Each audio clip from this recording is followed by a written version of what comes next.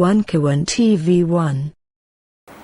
Bismillahirrahmanirrahim. Assalamualaikum warahmatullahi wabarakatuh. Waalaikumsalam warahmatullahi wabarakatuh. Alhamdulillah bertemu kembali dengan Aisyah dari The Real Show Conversation to Scholars, Dr. Eksan Nursi dan saya sendiri.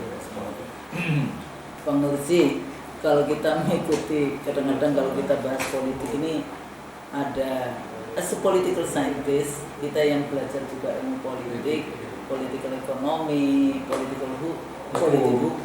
hukum tata negara, sosiologi dan sebagainya. Ada apa ya, kayak kita ini kayak berpacu di dalam konteks kontestasi pemikiran dan sebagainya. Tapi pada saat yang sama kita melihat kenyataan prakteknya dalam konteks ini.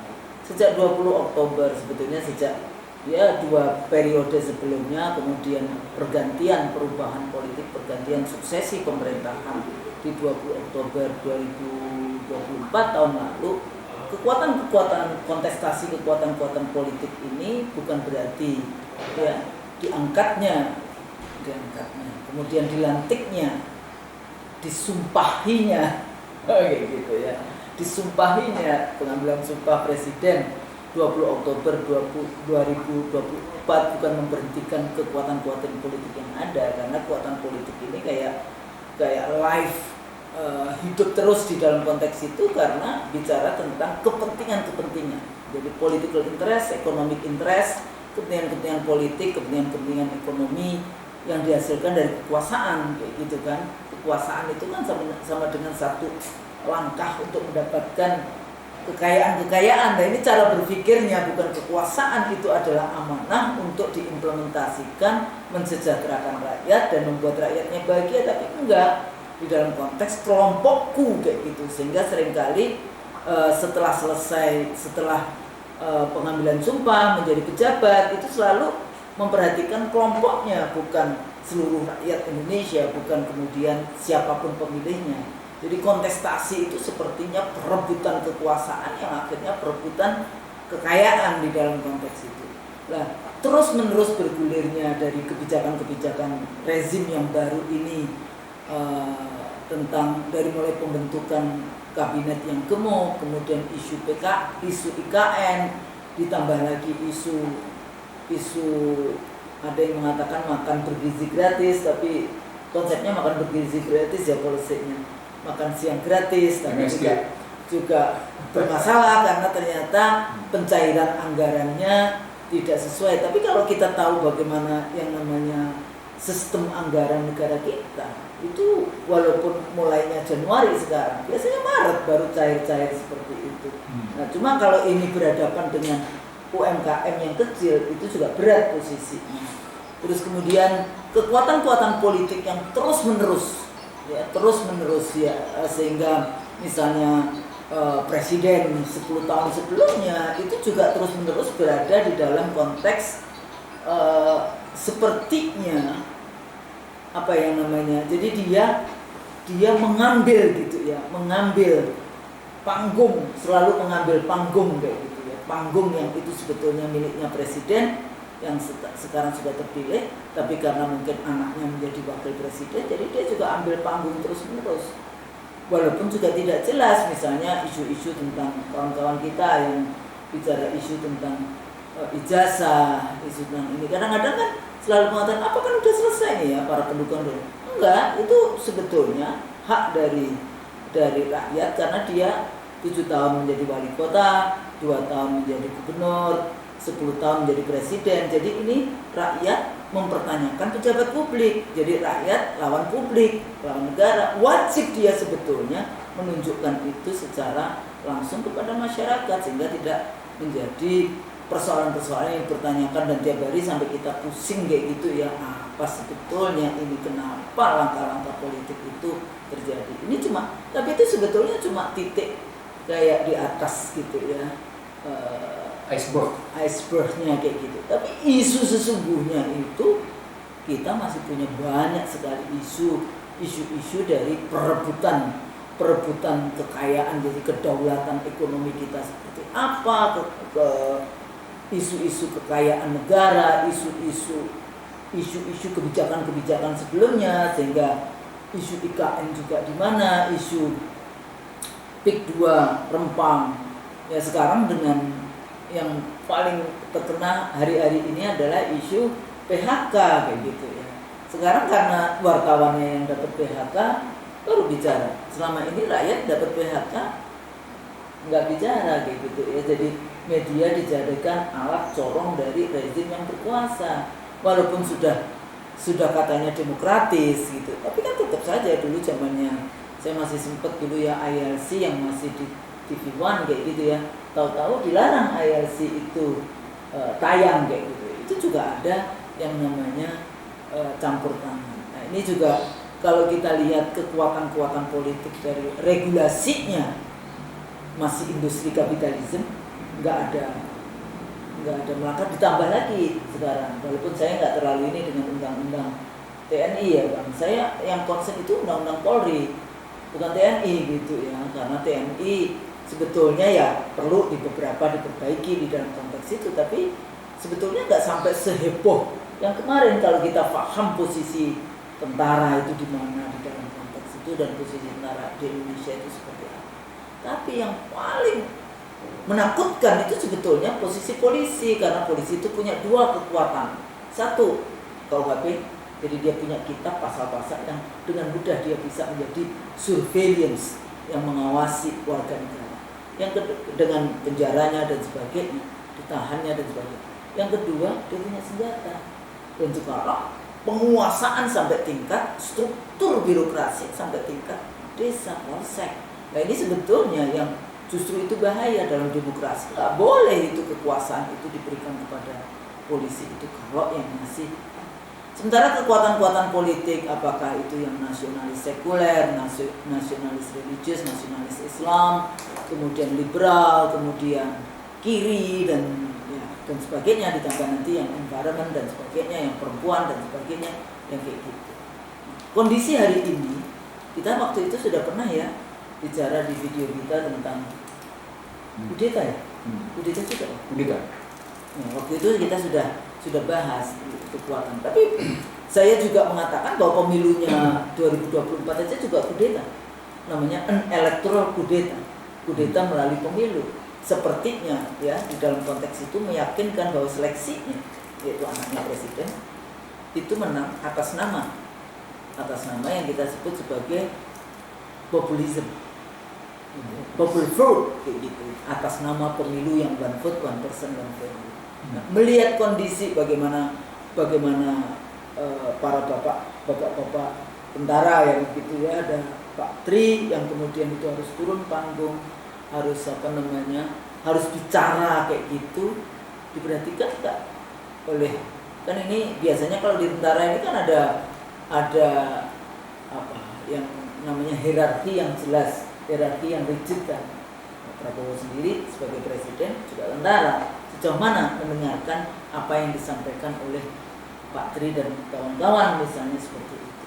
Dan melihat kondisi hari ini, di mana posisi civil society, di mana posisi NGO, LSM, masih ada nggak sih kawan-kawan kita yang LSM aktivis? Kok sekarang nggak ini? Tapi ormas itu ya sekarang sebetulnya lebih ke arah ormas karena kekuatannya nyata. Karena kalau kita lihat LSM sebetulnya dia itu elitis, dia nggak punya basis massa, nggak ada di dalam konteks ini. Ya, mau LSM apa basis massa nggak ada. Tapi kalau ormas dia punya basis massa sampai tingkat ranting, sampai tingkat desa di dalam konteks. Nah, basis massa ini menjadi sangat penting di dalam konteks itu. Sama juga kemenangan misalnya Trump, dia didukung oleh kelompok basis massa ini dibandingkan kelompoknya Kamala Harris gitu. Kamala Harris lebih, walaupun duitnya banyak tapi dia pada level yang elit gitu. Basis massanya tidak sekuat basis massa yang dimiliki oleh Trump. Ormas Indonesia itu luar biasa. Dia tidak tergantung anggaran pada funding asing, tidak tergantung kepada yang namanya anggaran APBN. Nah, melihat kondisi yang seperti ini, kalau kita waktu itu bicara kudeta gitu, kudeta biasanya bisa militer, bisa ini. Sejauh mana kemudian kelompok-kelompok sipil ini bisa menjadi kontrol dari rezim, ataukah apa sesungguhnya yang harus kita lakukan, harus kita kita amati dan kita waspada di dalam konteks ini. Selain sebetulnya kalau kita bicara tata kelola negara, kita bicara tentang Undang-Undang Dasar 45 yang kemudian sudah diamandemen dengan regulasi seperti itu, kemudian undang-undang banyak dilakukan diketok malam hari, ya ikut juga karena KPU-nya juga mengetok pemenang pemilunya juga di tengah malam yang kayak gini-gini, tingkah laku politiknya sendiri seperti itu. Sementara kawan-kawan ini yang berjuang untuk keadilan terus ya, yang sering kali saya ingatkan bahwa berjuang untuk keadilan, perjuangan itu memang nggak mudah, selalu ada kesulitan, itu namanya perjuangan. Ya enggak, kalau kita mau masuk ke jannah kan ya ada pathnya gitu. Pathnya ya ujian-ujian ini. Nah, di mana posisi kita di dalam konteks kondisi negara kita hari ini, kondisi rakyat kita hari ini, kondisi dunia pendidikan. Kebetulan kita berdua adalah dosen juga, dan itu hari ini di dalam konteks itu. Dan what can I do, what can we do menjadi isu yang penting untuk kita urai di dalam konteks. Nah, gimana menurut Sita? Yang pertama harus dilihat, ini situasi ini semuanya produk dari Undang-Undang Dasar 2002, Undang-Undang Dasar palsu yang mengakibatkan konflik di elit mengalir ke bawah. Konflik politik, konflik perebutan kekuasaan, konflik perebutan sumber daya ekonomi, konflik perebutan pengaruh pemimpin informal, itu mengalir dari atas ke bawah. Itu semuanya didasarkan oleh sumbernya adalah karena kita mengkhianati, kita mengingkari Undang-Undang Dasar 1945. Kita membelakangi janji suci para pendiri Republik. Kenapa? Karena di satu sisi kita bicara tentang musyawarah mufakat gitu. Tapi di sisi lain kita bicara demokrasi liberal. Kita bicara tentang kemanusiaan yang adil dan beradab, tapi kita bicara kriminalisasi. Kita bicara keadilan sosial, tapi ternyata kita bicara berani betul kita mengorbankan rakyat jelata. Kita bicara persatuan Indonesia, tapi berani betul kita memecah belah masyarakat. Kita bicara ketuhanan yang Maha Esa, tapi ternyata kita canangkan itu, tapi ternyata kita bicara tentang keuangan dan kekuasaan adalah segala-galanya.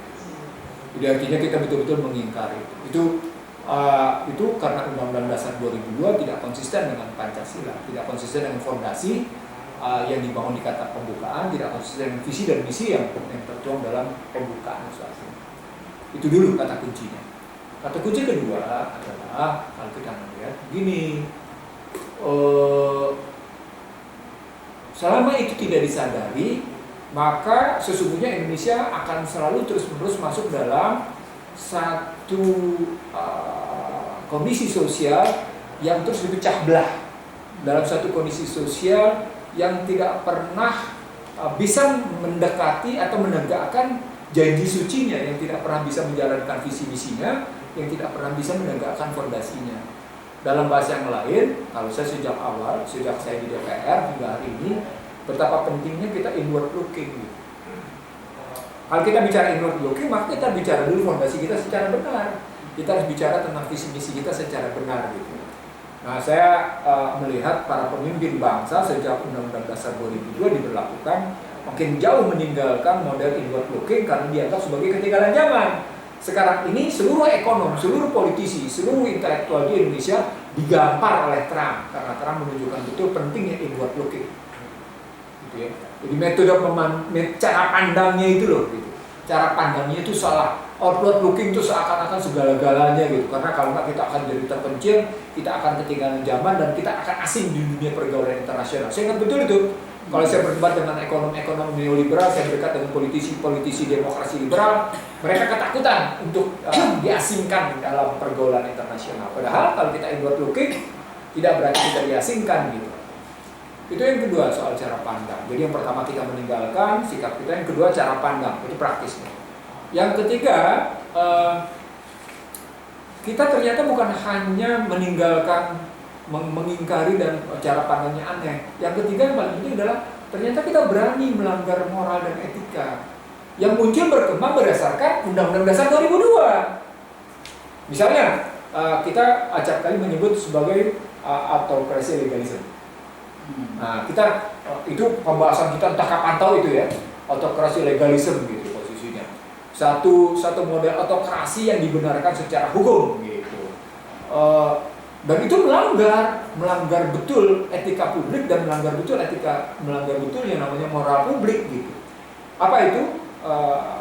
Masuknya Gibran ke dalam posisi sebagai calon wakil presiden di 2024 kemarin, dan kemudian dibenarkan dalam pemilu yang seperti Usul akhirnya Usul bilang sebagai bentuk kudeta melalui popular vote gitu. Itu Usul bilang kayak gitu ya. Itu karena tadi terjadi pelanggaran etika publik, terjadi pelanggaran moral publik, maka kemudian Usul sampai pada kesimpulan ya udah berarti Anda sudah melakukan kudeta moral, kudeta etika. Itu yang ini mendasar. Ini meninggalkan bekas luka mendalam di masyarakat. Kenapa? Karena hukum dijadikan alat kekuasaan. Nah, ketika dilihat hukum sebagai alat kekuasaan, gitu ya, mau tidak mau dia mundur ke dalam model apa yang dibangun oleh pasal 6A ayat 2. Apa itu? Presiden sebagai pemegang kekuasaan segala-galanya berbasis pada kedaulatan yang dipegang oleh partai politik dan dipegang sepenuhnya oleh presiden.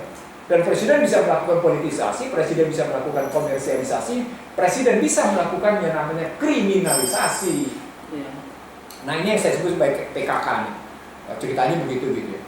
Nah, bekas luka mendalam karena kerusakan moral dan etik pada pemilu 24 berdasarkan pemilu 20 itu membuat yang namanya masyarakat seperti yang kita bilang Husnul sejak awal, bahwa kepemimpinan seharusnya menjadi kekayaan bukan jadi beban. Ketika Husnul tadi menyatakan soal ijazah bikin pusing, itu bukti bahwa kepemimpinan telah merupakan beban.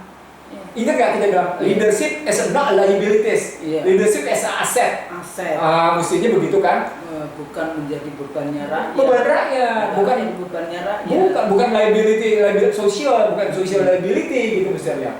Mestinya menjadi social asset gitu, political asset, economical asset. Ini kan nggak menjadi liability. Apa indikatornya? Lo ijazah berkepanjangan, kasus Gibran berkepanjangan, itu artinya kepemimpinan politik telah menjadi beban.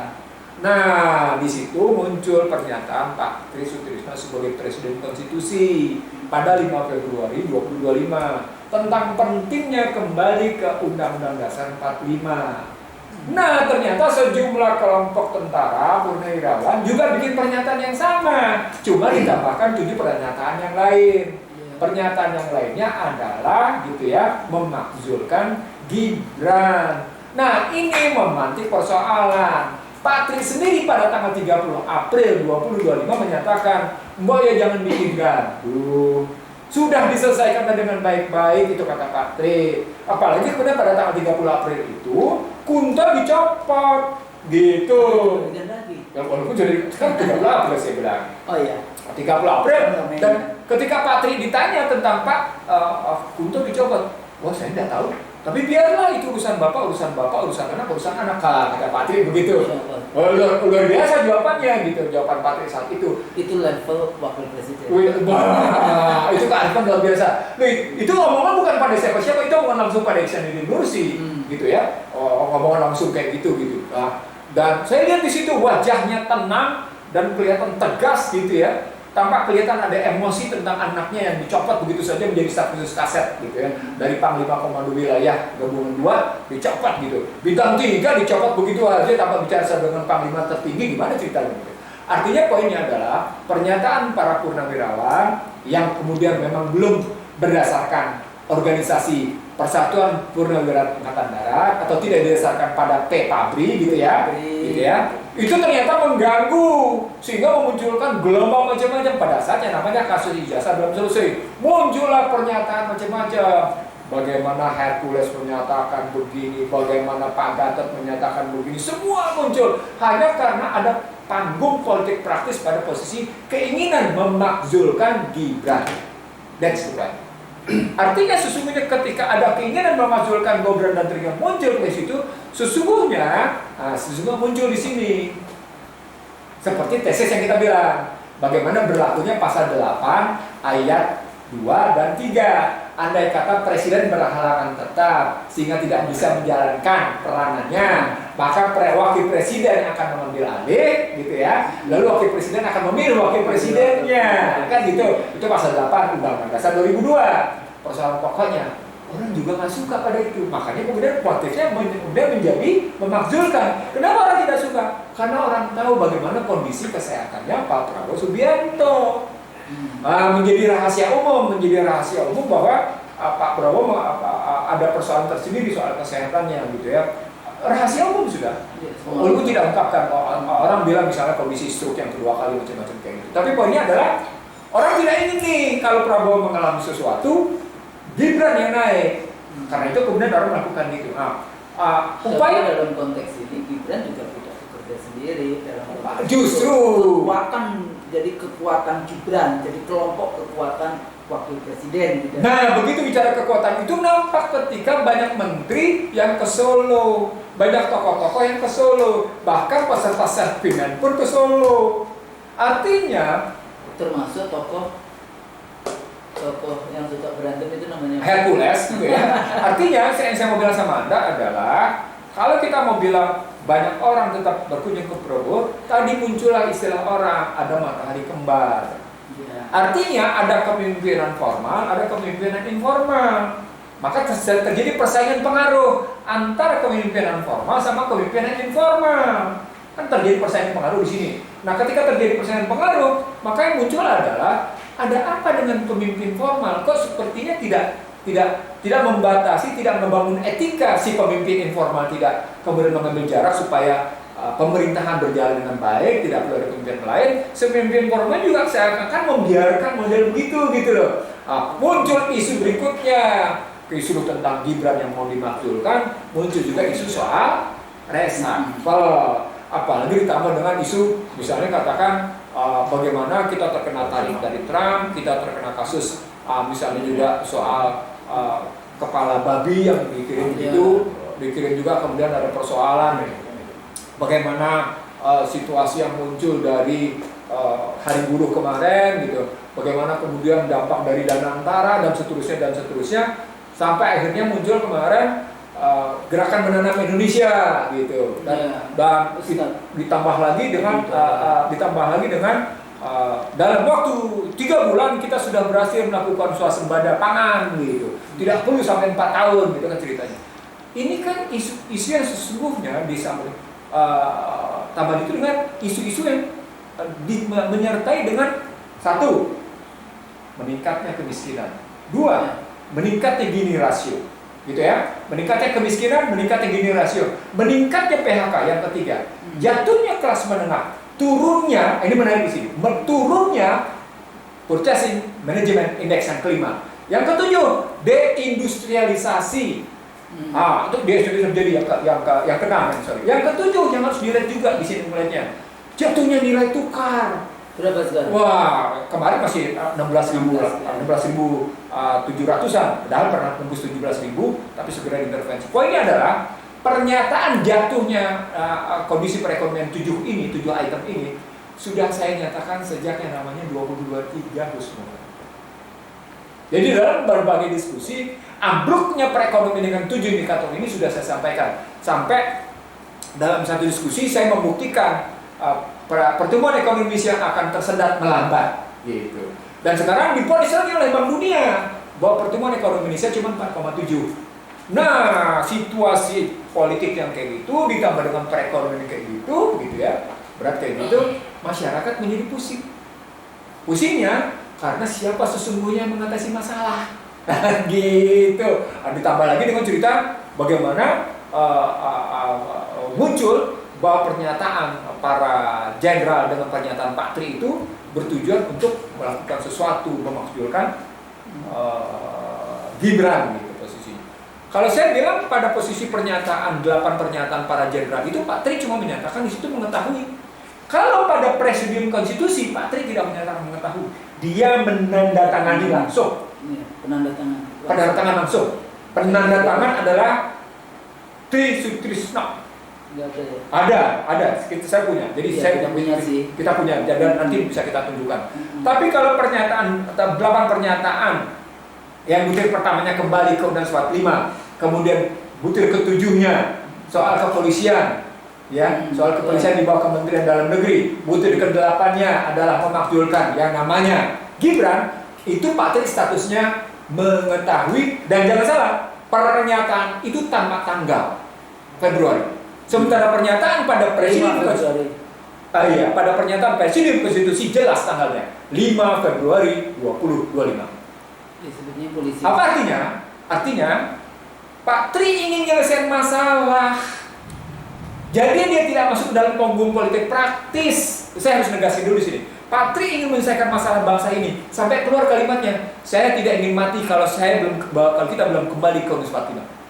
Kalimatnya begitu, saya tidak ingin mati sebelum kita kembali ke Undang Fatimah. Karena disadari bahwa Undang-Undang Dasar 2002 ini adalah bagian dari pecah belah bangsa Indonesia. Nah, ini yang maka kemudian ketika yang namanya Amin Rais ikut mendukung, baru kemudian para jenderal-jenderal itu bikin pernyataan. Karena kebetulan saya bersama Amin Rais gitu ya, dan kemudian saya ketemu Pak Tri juga. Poinnya adalah ketika desakan memakzulkan dan konstruksi melihat kondisi bawah sebagai proses di sini, proses kudeta sipil, maka pertanyaan besarnya menjadi, emang sipilnya punya kekuatan? Ya masyarakat kan. Nah, ketika kita balik masyarakat, sekarang kita lihat beban masyarakat di mana? Ada 7 tadi. Terjadi namanya kalau pakai kan tidak mungkin tanpa motif ketika Bank Dunia menyatakan kemiskinan di Indonesia di atas 60%. Dengan indikator kemiskinannya $0,9. Padahal kita cuma 1, ya. Tadinya 1,9, dinaikkan 2,9, sekarang tiba-tiba dinaikkan 6,9. Hanya karena kemudian purchasing power parity Indonesia memang meningkat. Satu ya. Yang paling menarik lagi adalah PDB depresio.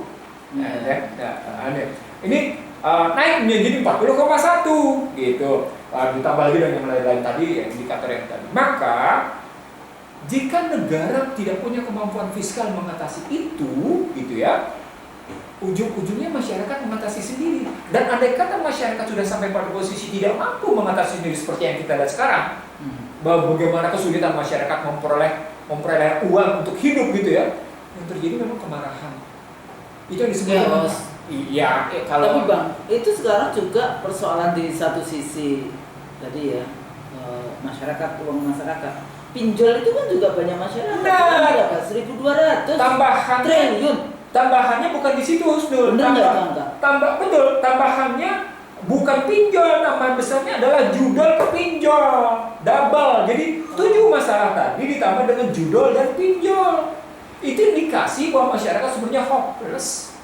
Udah nggak tahu lagi kemana dia. Itu ceritanya. Jadi kalau memang judol yang 1.000 judol 2000 lebih triliun itu kemang-kemang. Jadi poinnya adalah kalau mau diambil begitu gitu ya, 7 masalah itu ditambah dengan judol dan pinjol, negara mestinya hadir. Negara harus meninggalkan neoliberal. Jangan ikut-ikutan pernyataannya Khatib Basri dan Sri Mulyani. Ya itu kan memang simbol liberal dan neoliberal, bukan Pancasila.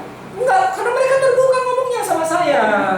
Saya berani ngomong Sri Mulyani karena dulu sangat sering kita bicara dulu. Jadi terbuka dia ngomongnya, itu jangan pernah bicara moral dalam ekonomi. Itu Khatib Basri tegas ngomongnya. Tegas ngomongnya, jangan pernah bicara moral dalam ekonomi. In the long term, we all dead. Keynesian, itu dikutip habis-habisan. Dikutip habis-habisan. Padahal itu kemudian menjadi neoliberal gitu loh. Begitu juga Sri Mulyani, begitu juga yang namanya dulu Mira Gutau. Lalu kemudian dikutip.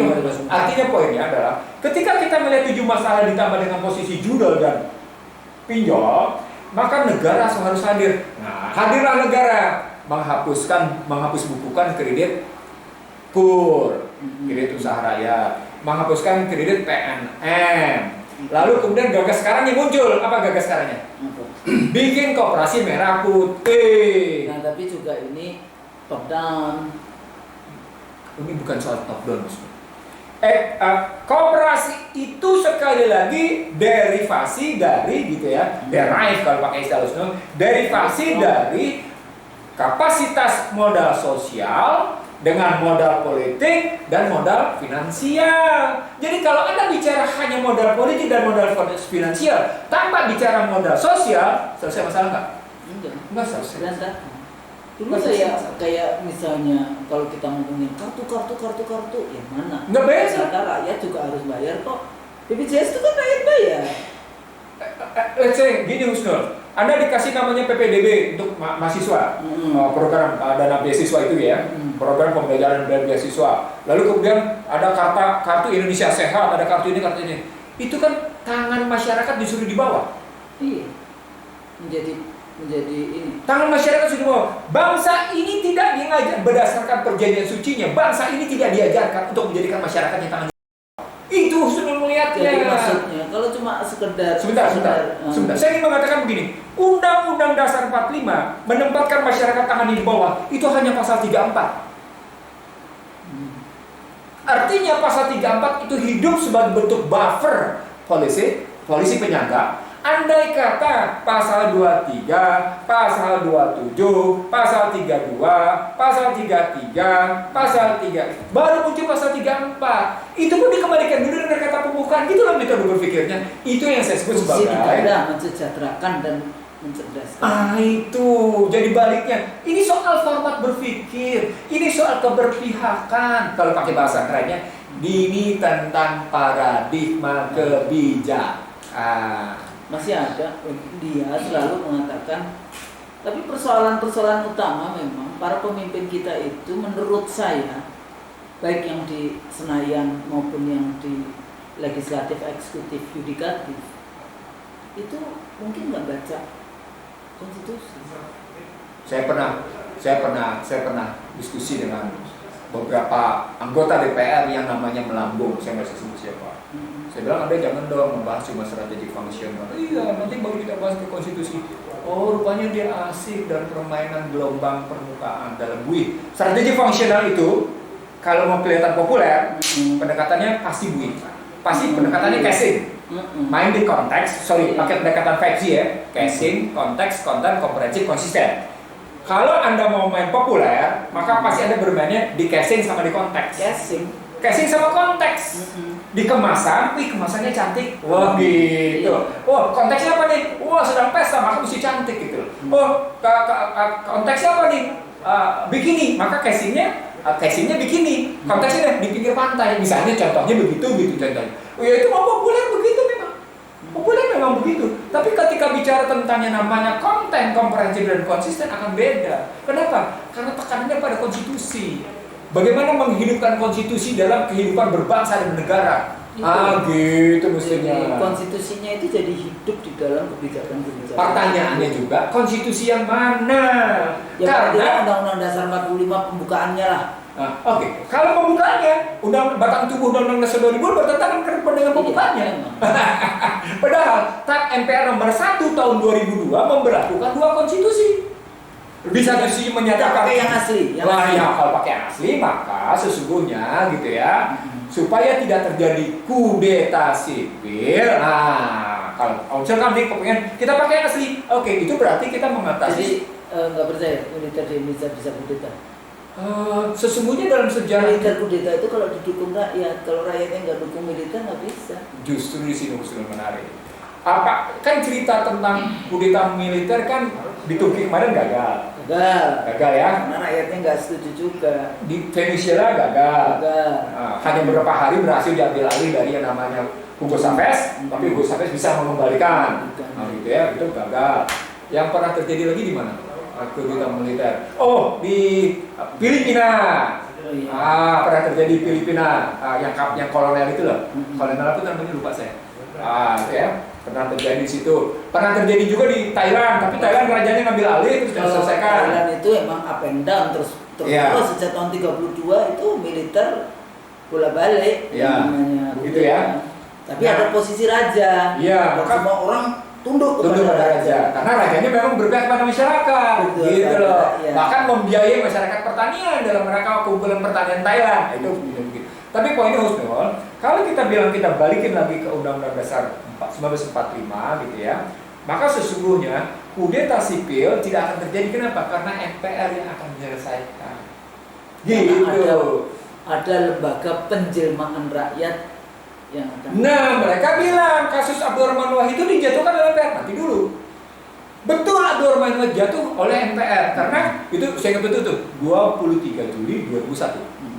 Saya ingat betul loh. Karena apa? Karena beberapa hari sebelumnya, tepatnya sejak namanya Januari sampai dengan Juni, saya debat tajam dengan Mas Dur soal bagaimana situasi negara saat itu gitu ya. Nah kalau kita ngambilnya cerita MPR pun bisa menjatuhkan, itu ada indikatornya. Dan dampaknya adalah jatuhnya Abdurrahman Wahid itu tidak mengakibatkan namanya masyarakat pecah belah. Nah itu jatuhnya Soeharto pun, walaupun dengan kemarin jatuhnya. Walaupun ada, kalau kita diundang oleh NU kayak gitu, pasti dia ini gara-gara Amin Rais Muhammadiyah dulu ini, tapi kemudian ini ya gitu. Tapi itu kan sebetulnya pada level yang segelintir elit saja. Kalau masyarakatnya kan ya NU Muhammadiyah gitu loh, karena simbolnya Amin Raisnya Muhammadiyah. Saya teringat di peristiwa bulan Mei ketika saya dialog sama Mas Dur sebelum dijatuhkan. Bagaimana saya meminta Mas Dur menjadi guru bangsa dan kemudian kita berbagi. Lupakan itu. Saya ingin mengatakan bahwa sesungguhnya andai kata kita kembali ke Undang-Undang 45 secara baik gitu ya, maka kita bisa, istilah saya, kita bisa melokalisasi konflik. Artinya konflik tidak mengalir sampai bawah. Apa artinya? Masyarakat tetap menjalankan fungsi dan peranannya dalam menghidupi harkat martabatnya. Sementara konflik ini ibarat konflik orang tua. Dia boleh ribut suami istri tapi di dalam kamar, sehingga anak-anaknya tidak berikut konflik. Gitu loh maunya. Ya, cerita berpikir itu begitu gitu loh. Ada obstacle, ada tantangan. Betul. Ya, jadi kalau kita lihat challenge-nya itu adalah kekuatan-kekuatan politik yang sudah menikmati hasil dari liberalisme, yang dia sekarang berada di jabatan-jabatan politik, di bisnis-bisnis yang mendasarkan diri karena kong kali kong antara rezim pemerintah dengan bisnis atau bandar atau oligarki ekonomi dan oligarki politik. Tentu saja mereka tetap akan mempertahankan kekuatan itu walaupun dia harus menghadirkan yang namanya, yang kita seringkali sebut sebagai boneka-boneka kekuasaan kayak gitu ya, boneka pejabat-pejabat boneka, kan ada kan dalam konteks itu. Dan itu juga real kekuatan itu, dan dia menggunakan segala cara untuk itu. Premanisme terjadi di dalam konteks itu. Sebenarnya ketika preman dipakai itu membuktikan bahwa sesungguhnya ada kekuatan yang mulai mundur. Itu kan preman. Itu kan artinya kekuatan, kan kita pakai teori sosiologi ya.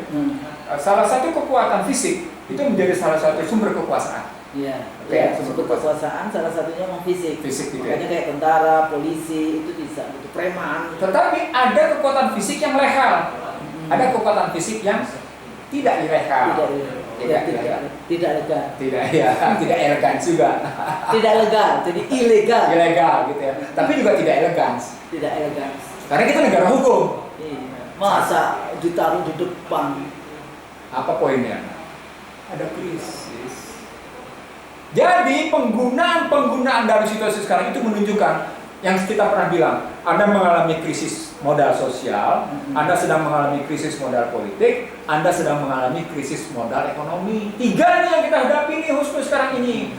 Nah, sebenarnya ini bisa diselesaikan dengan cepat dan tepat. Andai kata, di sini menarik.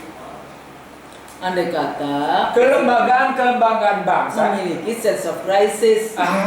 Bukan sekedar sense of crisis, no. Tidak paham dengan bahwa memang negara kita sedang gelap. Saya nggak sekedar itu, no.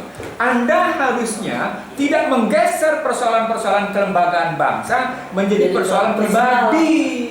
Personal. Iya, jangan begitu dong. Dan tadi kan saya katakan di awal bahwa persoalan dengan rezim hari ini, mereka tidak terlalu peduli dengan negara per se, yang penting kelompoknya dan keluarganya itu mendapatkan keuntungan dari kondisi hari ini. Nah, itulah keberhasilan bagaimana Barat mengintervensi.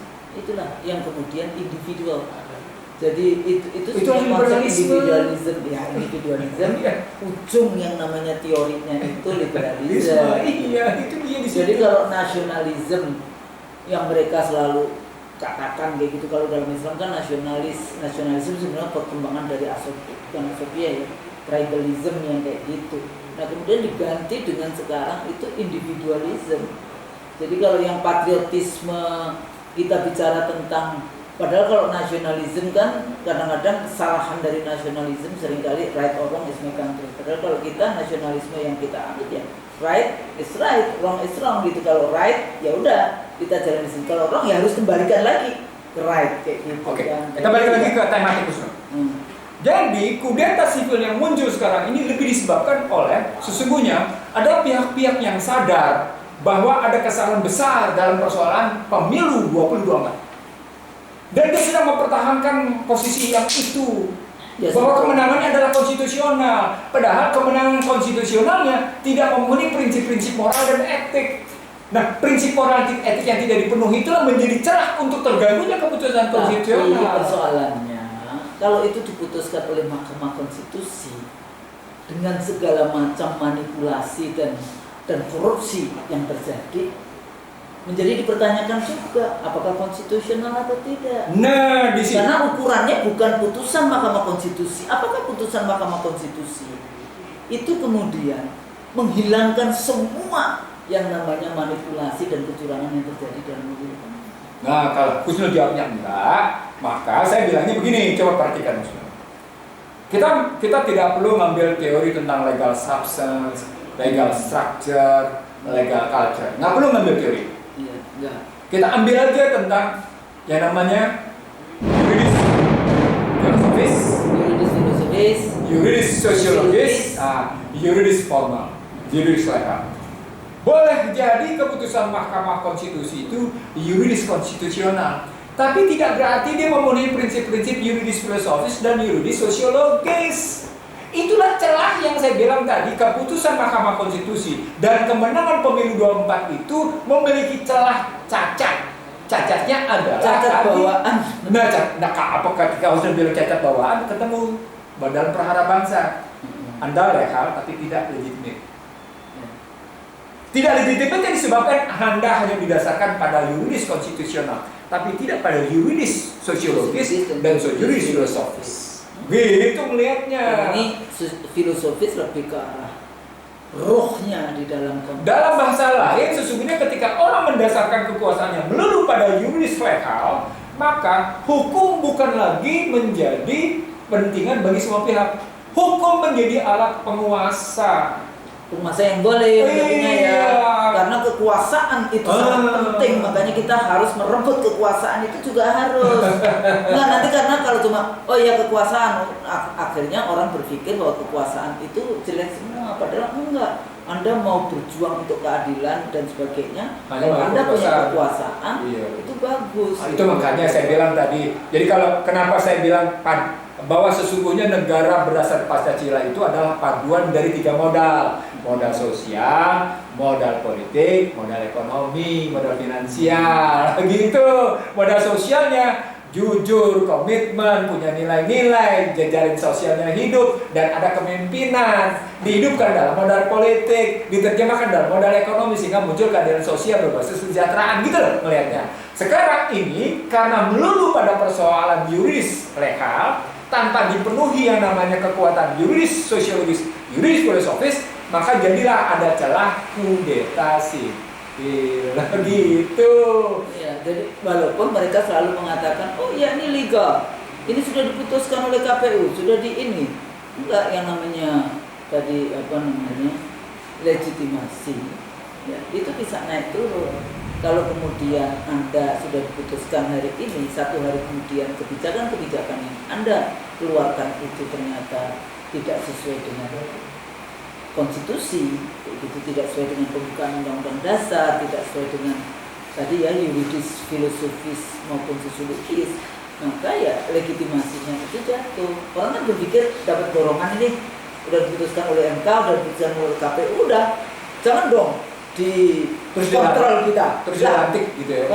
Udah dilantik, jangan dong kita dikontrol. Saya biarkan saya enggak. Dalam demokrasi itu ada yang namanya batasan-batasan juga, civil political liberties, ada partisipasi, kompetisinya nggak boleh pakai kekerasan dan sebagainya, kekuatan dan sebagainya. Itu bagian yang penting. Orang kan berpikir bahwa legitimasinya 5 tahun Anda dapat legitimasi, enggak. Legitimasi politik itu bisa naik turun tergantung kepada bagaimana amanah Anda praktekkan. Seperti itu. Itu yang disebut dengan yuridis sosiologis. Sosiologisnya. Apakah kemudian aplikasi dari yuridis filosofis? Iya. Kalau ketiga-tiganya ketemu, dia akan menjadi muatan keadilan. Disitulah wujud bagaimana negara hadir dalam kondisi sosial, bagaimana hadir dalam kondisi politik, dalam bagaimana hadir dalam kondisi ekonomi. Nah, artinya ketika kita tahu ada pihak-pihak yang bicara tentang itu pernyataan 8 pernyataan itu belum pernyataan dari organisasi yang sah. Ini logika sah, ini pendekatan yuridis legal. Sah aja kan, rakyat kan ngomong sah aja. Kedaulatan kan katanya dari tangan rakyat. Iya. Kenapa rakyat nggak boleh bicara? Iya. Dan di sini letaknya sebetulnya berkali-kali mengatakan demokrasi tapi Anda nggak paham. Yang dimaksud demokrasi adalah termasuk di dalamnya civil and political liberties, kebebasan sipil, kebebasan menyatakan pendapat, kebebasan berserikat, kebebasan itu kan nggak ada semuanya. Freedomnya di mana? Ya, saya ingin mengatakan begini. Orang Indonesia suka dengan pendekatan yuridis legal, yuridis formal, tapi dia tidak mau dengan pendekatan yuridis filosofis dan yuridis sosiologis. Apa poinnya? Mau memegang kekuasaan tapi tidak bertanggung. Padahal hati-hati dong. Kekuasaan nanti itu memperpanjang namanya hisab kita. Kau juga mencari, jangan sampai kayak gitu. Jadi kekuasaan itu harus, kalau kita merebut kekuasaan untuk kemudian kepada rakyat, amanah tabligh itu di dalam konteks itu untuk kebahagiaan, untuk kesejahteraan, dan itu kan. Kita sekarang kita bapak-bapak, ibu-ibu, adik-adik kita dalam konteks para pemerintah IT berisi. Gimana posisi kita? Ya, sekalian tadi menikmati itu tadi ya, dengan segala macam. Kalau pakai istilah menikmati kekuasaan, ya sudah, Anda pasti akan berbasis hukum. Karena hukum tidak ada posisi keberpihakan pada rakyat jelata yang jadi target. Ya, jadi jangan salah. Kalau akhirnya Indonesia akan terus-menerus mengalami yang disebut dengan political control. Dan itu bisa chaos anytime. Iya, amok massa. Ya. Dan pada saat yang sama juga kita tidak tahu apakah kita bisa, eksistensi kita bisa bertahan di dalam konteks itu yang selalu mengatakan bonus demografi sampai kemudian yang emas, generasi emas 2045, ternyata generasi emas yang kayak gitu. Paham nggak kalau rezim ini atau sejak kita reformasi tidak pernah melakukan investasi kepada sumber daya manusianya, pendidikan yang diberikan dan sebagainya, gimana mau bicara? Ngerti nggak yang bicara tentang demografi itu? Yang kedua, kita sudah bicara lama bahwa kepemimpinan yang modernis berujung akan pasti. Kepemimpinan itu akan terhina. Kita dapat tahu bahwa satu kepemimpinan yang liabilities yang menimbulkan beban, dia akan menjadi terhina. Nah, kita ingin sekarang nih contohnya Zaman Indonesia. Sama Atatürk. Kemana tuh ada lagi tulis saya kemarin, ada orang kaya yang berpikir lupa tapi ternyata dibakar di dulu. Jadi jajanan kota yang kita sekarang ada Korun, ada Kamal Atatürk, ada Fir'aun. Sebenarnya ketika Anda meminta kelompok masyarakat tertentu untuk membela Anda dan kelompok masyarakat tertentu itu akan datang dari kelompok tertentu, itu sesungguhnya Anda sudah berterima. Sudah berterima. Dan ketika Anda dipersoalkan legalitas pribadi Anda seperti itu, Anda sudah berterima. Sebetulnya itu begitu. Apalagi terus hidup Anda cemas. Jangan-jangan nanti anak gua masuk ke pengadilan kalau nggak begini. Akhirnya ditumpuk lagi, melakukan kesalahan lagi. Kebohongan kan biasanya harus ditumpuk-tumpuk. Nggak boleh, bukan nggak boleh, nggak bisa cuma satu. Makanya jujur. Jadi gimana? Jadi perlawanan apa yang bisa kita lakukan? Jadi kalau kita tidak ingin ada tesisnya karena kepemimpinan itu bukan liabilities tapi aset, satu. Yang kedua kemudian kepemimpinan itu adalah penghormatan dan penghargaan, bukan kehinaan. Nah, gitu kan? Maka kepemimpinan harus menyelesaikan masalah, tidak menambah masalah. Kayak ininya Pegadaian itu gimana? Menyelesaikan masalah tanpa masalah. Padahal masalah. Karena kalau tidak. Jadi tesis terakhirnya, supaya tidak terjadi kudeta sipil, gitu ya, supaya tidak terjadi kudeta sipil, padukanlah kekuatan modal sosial dengan modal politik dan modal ekonomi.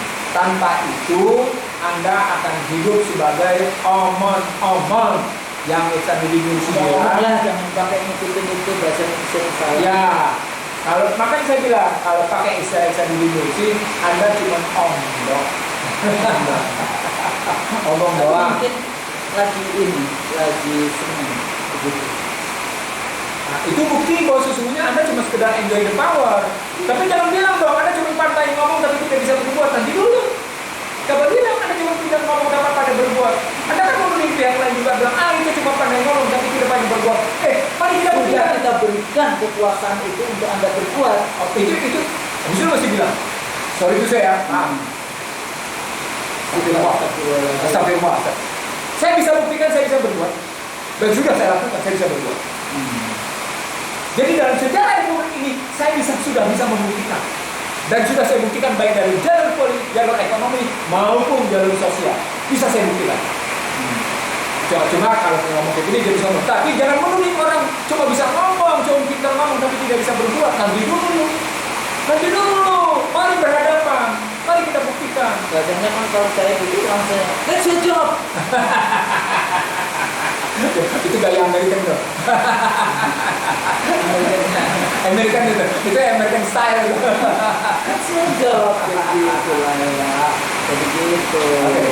Jadi coba ya tadi untuk tidak terjadinya kudeta sipil, pertama tadi karena kita sudah tesis, utuhkan kembali modal sosial, modal politik, dan modal ekonomi. Itu yang pertama. Yang kedua, gitu ya, jangan merekrut masyarakat dengan memfonis masyarakat. Nggak bagus. Bukan pemimpin yang menjadi aset ketika dia ikut-ikut memfonis masyarakat. Jangan pernah memfonis pemilik kedaulatan rakyat. Ulang. Hei pemimpin, jangan pernah memfonis buruk pada pemilik kedaulatan rakyat. Karena begitu Anda memvonis pemilik kedaulatan, Anda sedang memvonis negatif atas amanah yang Anda terima. Dan itu Anda sedang memvonis diri Anda sendiri. Itu mesti dia sadari terus. Itu yang kedua. Yang ketiga, gitu ya.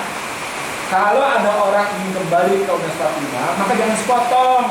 Jangan bilang, oh iya kita ingin kembali ke Undang 45 tapi pilpres datang langsung, gitu loh. Tapi cuma GBHN aja.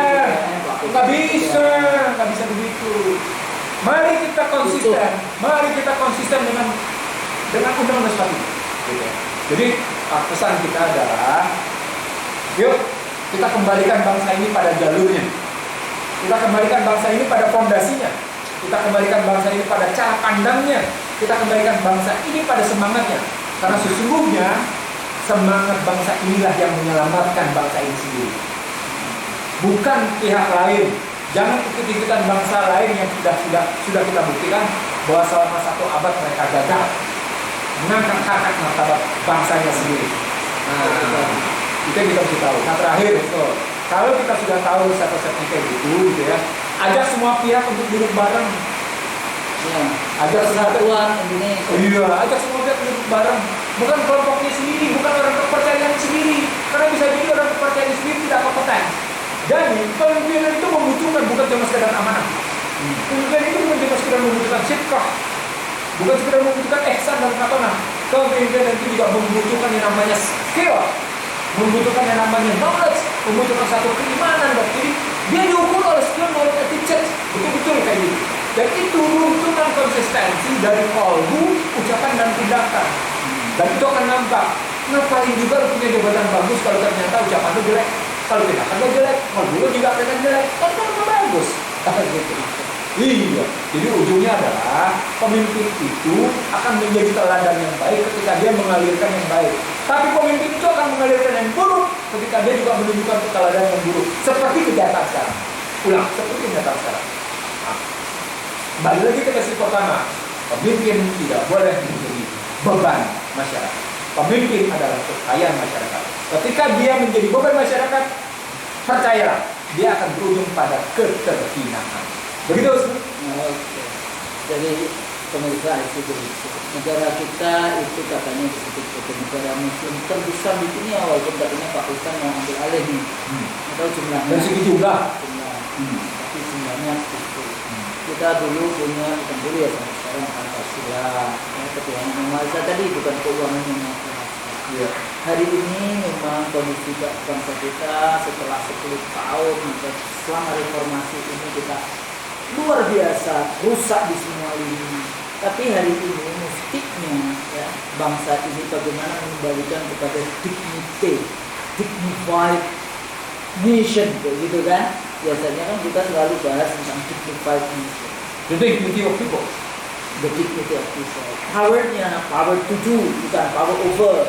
Ya, jadi bagaimana kekuasaan itu untuk melakukan sesuatu, berbuat. Jadi tidak semua kekuasaan kekuasaan enggak, kekuasaan power to do itu juga tanda tangan Anda untuk menyelamatkan anak bangsa. Itu nanti akan jadi saksi-saksi kita di saat yaumul hisab. Jadi jangan kemudian rakyatnya dikriminalisasi tadi ya. Jadi mengontrol negara. Kedaulatan katanya ada di tangan rakyat.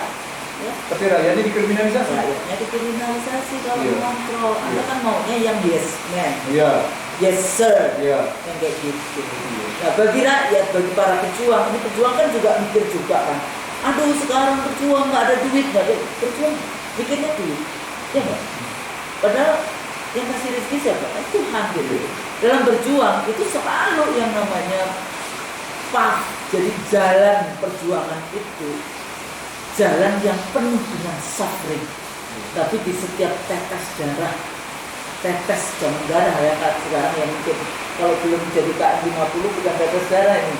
Tetes keringat kita itu adalah kebahagiaan yang nanti menjadi yang kita sebut saksi-saksi kita pada saat kita bertemu dengan Sang Bapa. Saya pikir itu jangan kalau di Quran kan disebut walatahimu walatahimu Tentu Allah nama ini. Untuk aklauna karena kita ini sebetulnya derajatnya tinggi apabila Anda beriman. Jadi saya pikir itu mudah-mudahan ini menjadi semangat bagi kita semua untuk terus memperjuangkan keadilan dan bagi pemilik kekuasaan, bagi yang hari ini berada di pusat-pusat kekuasaan, ingatlah bahwa kita hidup itu semangat. Nanti semuanya akan ajaklah yang tadi persatuan Indonesia. Tapi kan itu mudah-mudahan berguna. Kalau salah dari kami berdua, kalau yang benar hanya dari Allah. Assalamualaikum warahmatullahi wabarakatuh. Waalaikumsalam warahmatullahi wabarakatuh.